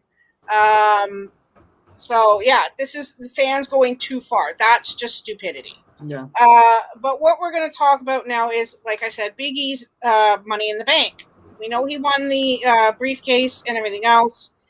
Who is Big E going to challenge? Is he going to challenge Bobby Lashley? Is he going to challenge Roman Reigns? Or is he going to cash it in? Which one do you think he should, or which one do you think he will? Jace, we'll go with you first. Right. I don't necessarily know he's going to cash it on any of the current champions. Yeah. I think there will be a change at some point now. Whether that's Roman loses or Bobby loses, I don't know. But they have obviously he's got this thing going on with Baron stealing the case. Yeah. Now, unless WWE completely balls it up again and give Baron the case, then yes, I can see Big E cashing it in and quite possibly becoming champ. Yeah. Right. He's progressing quite nicely. Is he there yet? Not sure. Which is why I'm saying they may wait a bit, and then again it'll be whether it's the immediate person after each of the other titles change, or somewhere down the line where someone's maybe a champ for 2 months and pass on to somebody else. Who's to say? Yeah. But yeah, I don't think it's going to be on Bobby. I don't think it's going to be on Roman. Yeah. I think it'll be somebody else that gets the title. They may have a moment of this person may have a moment of luck where they get to beat them. Right. Or it's someone you wouldn't expect. I know it wouldn't be Ray. I mean, I don't think Ray's got another title shot in him. But someone, no one ever expected Ray to become the champ. Yeah. And he did it 3 times. Yep. right? So someone like that, we're not expecting, steps up. You know, it could be someone like Cesaro comes back, gets another crack at Roman, beats him. Yeah. Right? I hope because so. he's over. And then he could, Big E challenges Cesaro for the title. That would be quite a good match, actually, Cesaro versus Big E. I think so too. Yeah. Well, so hopefully that happens. Who's to say? Yeah, exactly. Who knows? That's what we love about this. We never know. Rachel's vote is for Bobby. She says Bobby is the best for him to pick. Steve, your thoughts on this? Yeah, honestly, I don't really have much to say. I think Jay's got it mostly covered. What I was going to agree with, but Sorry, mate. No, you're good. It saves us some time, man. I can just, Yeah. But as for like the match itself, he said he was going to make it quick. He was going to make it hurt. And the one thing about the Malachi Black Cody Rhodes fight that kind of looked a little goofy, and I'll give him that, was the Cody Rhodes spot off the top rope to the table. Right. That dude threw himself way off that top rope. He did. He got kicked 3 seconds later. Jump. I'm like, come on, man. Yeah. It was just mistimed. That was delayed. Yeah, that was delayed. But a genuine squash match. See, Cody's awesome for that. He gave Malachi a genuine squash match. And I don't know if you heard JR during the actual match, but he said he's a lot more dangerous now that he has his own freedom and he can do what he wants to do. So they're kind of taking a little hit at WWE, you know. The WWE Dynamite is what JR always calls Dynamite. But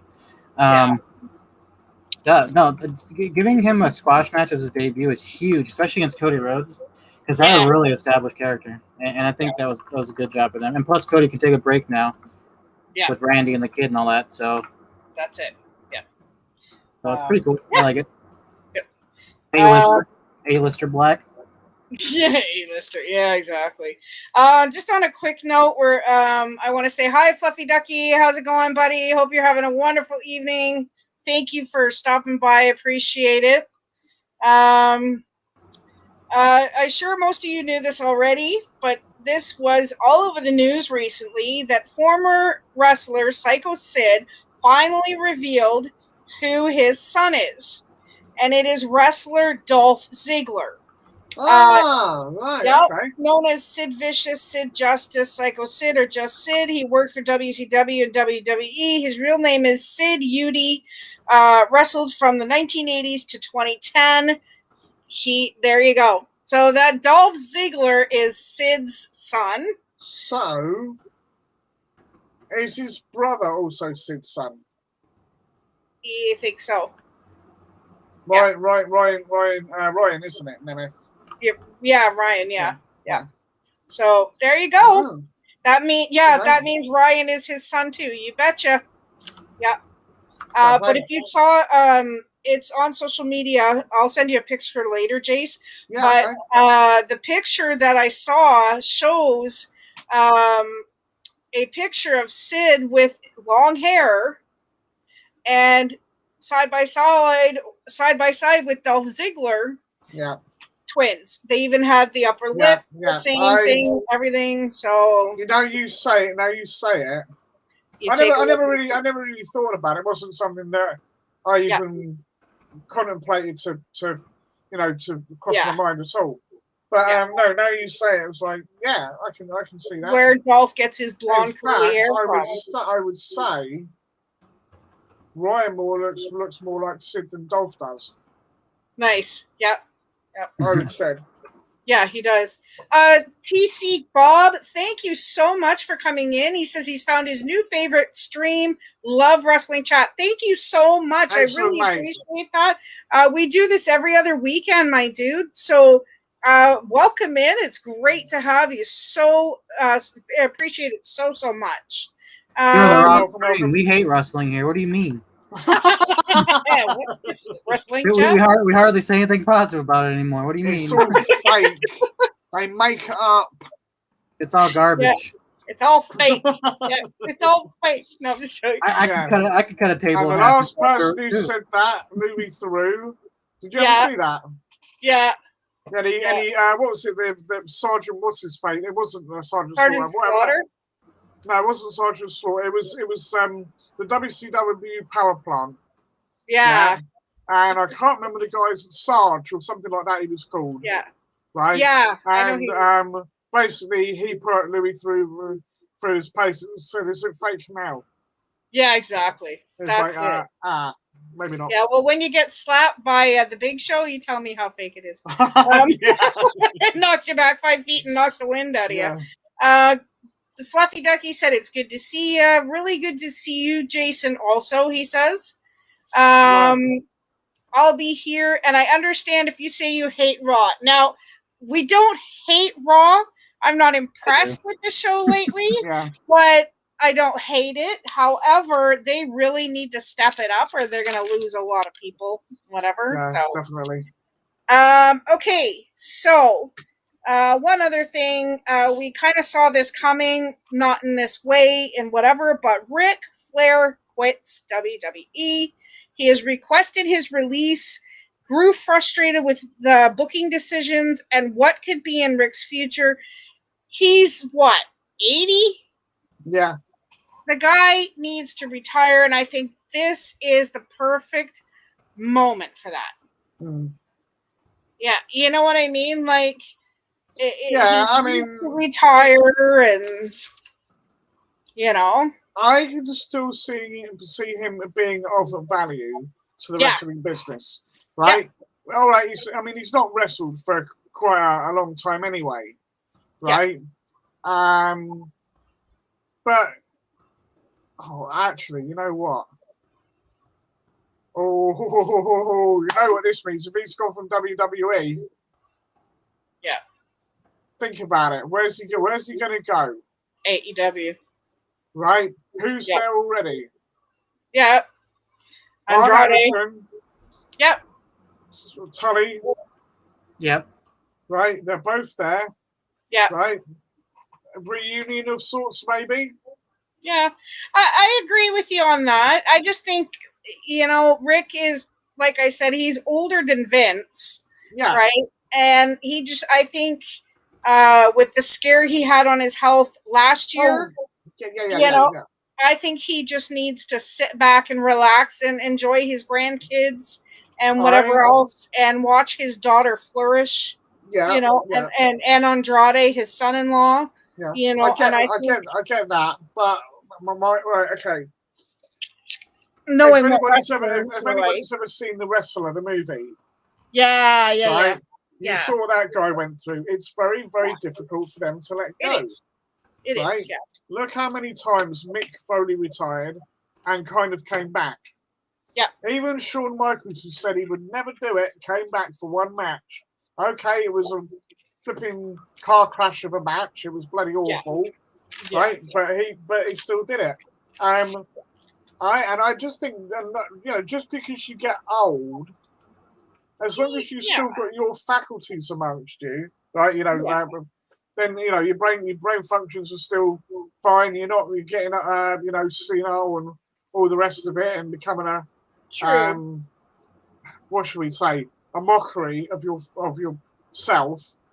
Yeah, because it wasn't really Rick's fault that he was made a mockery with that whole Lacey Evans story. So right. I think right that Rick could be a damn good manager. He could be. Yep. Right, a damn good manager. Yep.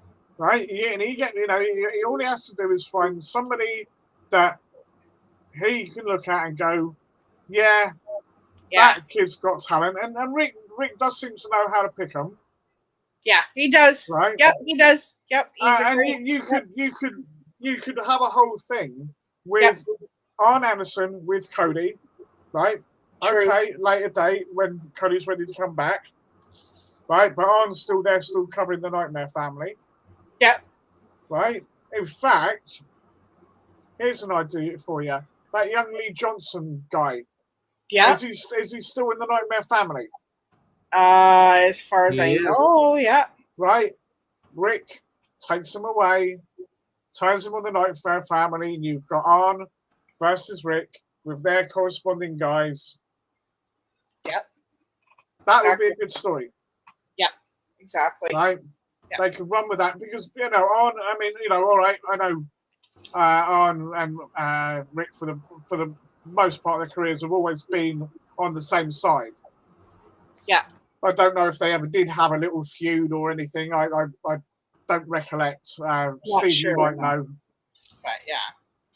Yeah, Rachel might know as well, for that matter, whether there was a feud between them at any point.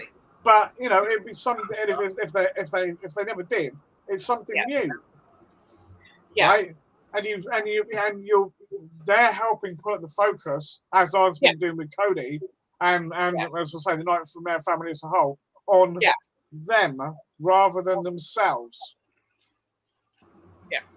You know, Rick can still come out and do his woo, and, you know, pacing up and down the ring and all the rest of it like he does, but you know, sit ringside and stuff like that. Yeah, well, I can see that. Yeah, and the thing is, you could still do, you know, the odd little move. I mean, they've done it with Jake Roberts. Has got a shot in here and there. Tully's got a shot in here and there. You know, nothing very much, but quick, you know, smack round the back of the head or something to one of the. Yeah, but they're also a lot younger than Rick too, right? So well, yeah, but you know, but you know, it's sort of you know, showing them, look, this is how to be the best player in the game. This is how it works. Right. You know. And even if he doesn't do that, just to be backstage, helping the young guys come up. Yeah. Right? You don't, you know, it doesn't have to be on screen. Yeah. Exactly. Well, I mean, yeah. Well, hopefully they'll do something with him anyways. And I do get what you're saying about, you know, when people retire, the worst thing you could do is just sit on your butt and do nothing. Yeah. But I don't think Rick will ever be bored, whether he retires or still continues, because he's got grandkids and he's got family and he's got like he can still travel with Charlotte. Just, you know, whatever. Rach says Rick needs to go away. He needs to retire. And there was no beef between them. She said there was no beef between them.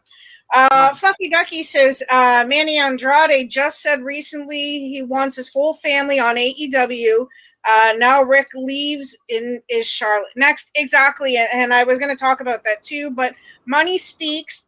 That's all it is about. If you come back with a new logo, new song, new everything for just one merchandise, one match, merchandise sales, contracts is a good way to make a quick buck.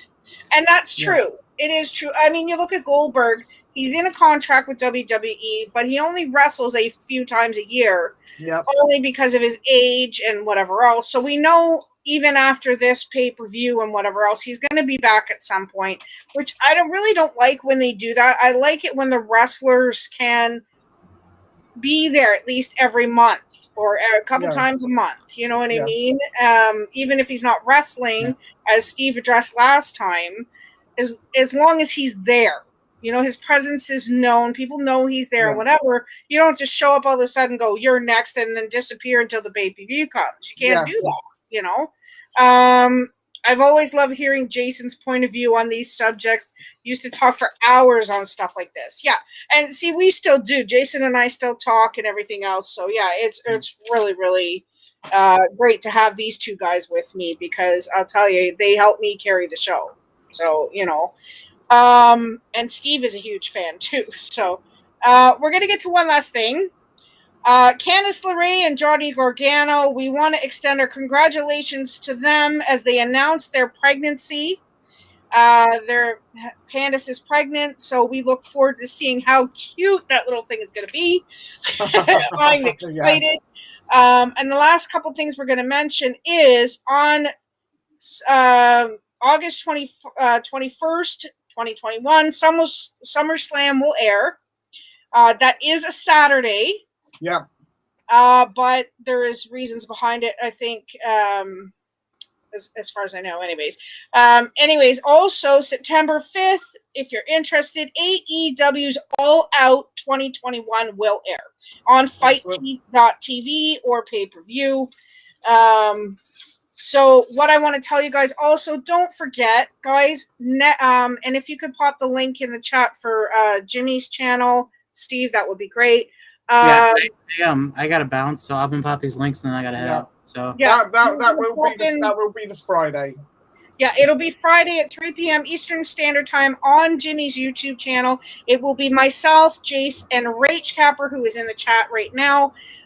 We will be doing live predictions for the SummerSlam pay-per-view. So come and enjoy. We give our opinions and our predictions. We do points for it. Just put in all the links. Yeah, put in all the links I asked you to before, Steve, and then we'll see you later. And thank you so much, Steve. I just want to say thank you so much for coming in. I appreciate you 100%. You're one of the most awesome co-hosts, and Jason as well. And we'll see you again soon, my love. Yep. You guys have a good one. You too. Call me tomorrow. All right, will do. All right. Thanks, guys. Later. Bye-bye. All right. So check out that live prediction chat.